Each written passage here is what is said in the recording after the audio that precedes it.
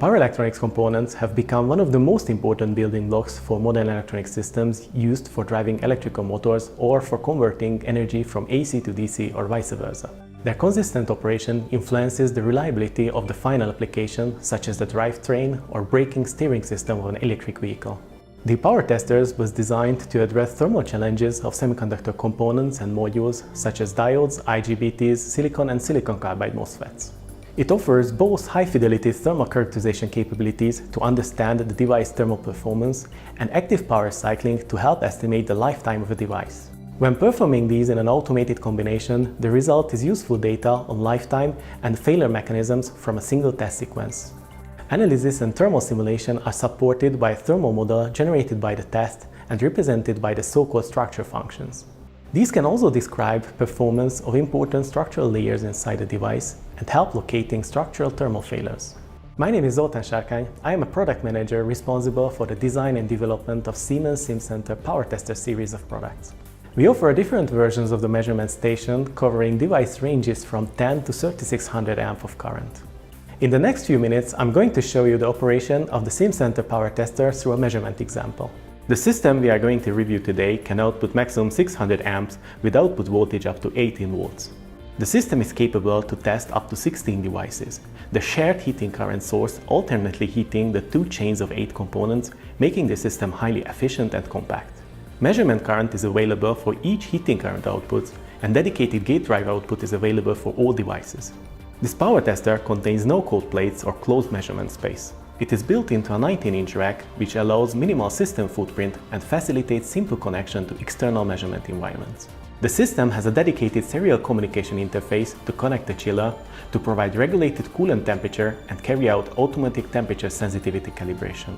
The high current operation, of course, requires dedicated safety sensors and mechanisms that allow autonomous operation without constant supervision and provide alarms or even shut down the power tester in case of critical safety events.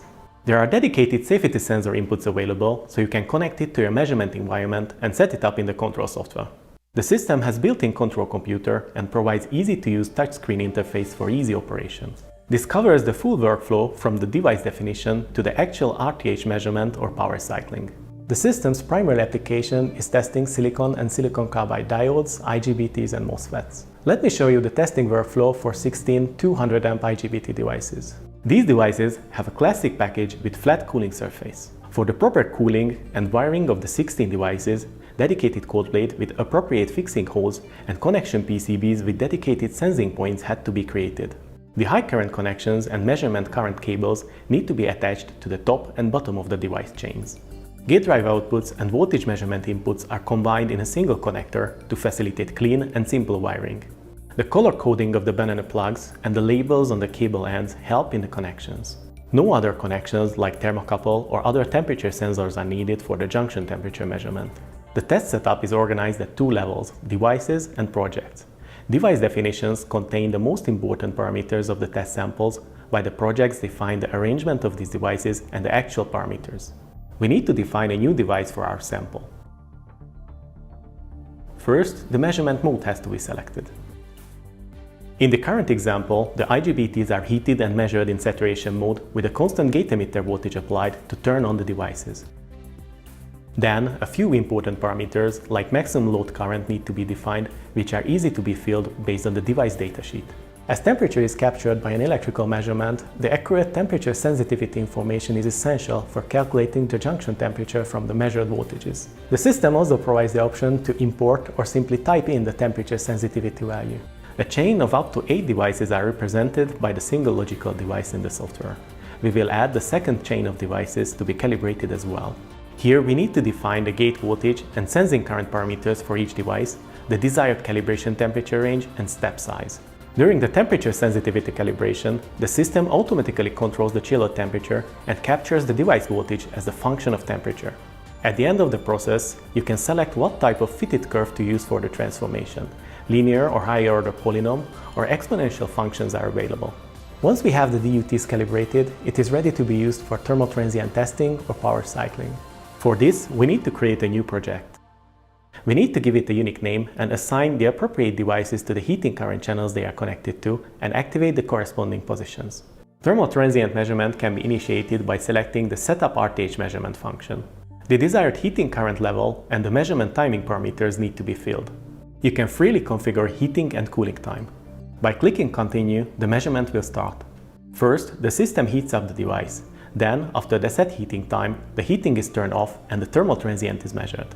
You can view the preliminary results on the power tester, but the actual post-processing shall be done on a separate PC on exported results. The thermal transient curve measured by the system and the structural information extracted with the post-processing of the captured data can be utilized in various ways. Standard thermal metrics provided in datasheets like junction to case or junction to coolant thermal resistance can be created or verified utilizing the transient dual interface method.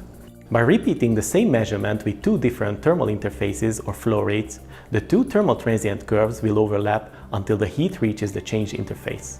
The desired thermal resistance can be read at the divergence point of these two curves. The extracted thermal RC network can be used to generate a compact thermal model for simulation purposes or serve as a reference for the fine-tuning of detailed 3D thermal model parameters. The resulting model will serve accurate temperature not only in steady state but in time-dependent simulations as well. Finally, the structure function model can help understanding the thermal performance of various structural layers inside a package, compare different technologies or process parameters, and hence optimize packaging technology. The main function of power tester systems is to carry out power cycling tests combined with RTH measurements. The system is capable of automated power cycling compliant with current automotive qualification guideline AQG 324, but provides control and monitoring functionalities beyond the standard requirements. The integrated thermal transient measurement capability enables repeated, non-destructive structural analysis throughout the power cycling process and automatically follows the degradation of various structural layers inside the package. Basic test parameters like heating current and timing parameters need to be defined. We can configure the automated thermal transient test and optionally gate current measurement feature as well. There are various cycling control strategies defined in the control software. I can select how the system shall regulate the powering parameters with the device degradation. Current testing guidelines prescribe using fixed heating current independent of the device degradation to best mimic the real usage of the components, but there are optional methods to ensure constant junction temperature change or constant power step by regulating the heating current or gate voltage as well. Finally, the cycling stop criteria needs to be defined.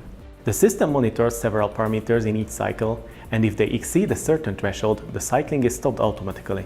Once the power cycling started, it will run automatically for days, weeks, or months until the set maximum cycle number or another cycling stop criteria is reached. One of the most important output of the power cycling test is the component lifetime, the number of cycles elapsed until the failure of the device. This information can be used as input parameter for lifetime model fitting or ultimately lifetime calculation based on mission profile descriptions and simulations. However, the additional parameters such as on-state voltage, gate current and thermal resistance measured and monitored throughout the power cycling test are essential in verifying that the failure mode observed during the cycling matches the experiences in real-life conditions.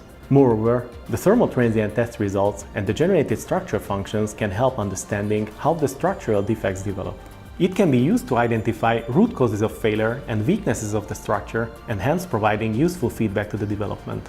Throughout the cycling progress, the status of the test and all important parameters can be monitored on the main touchscreen of the system or remotely using the web interface.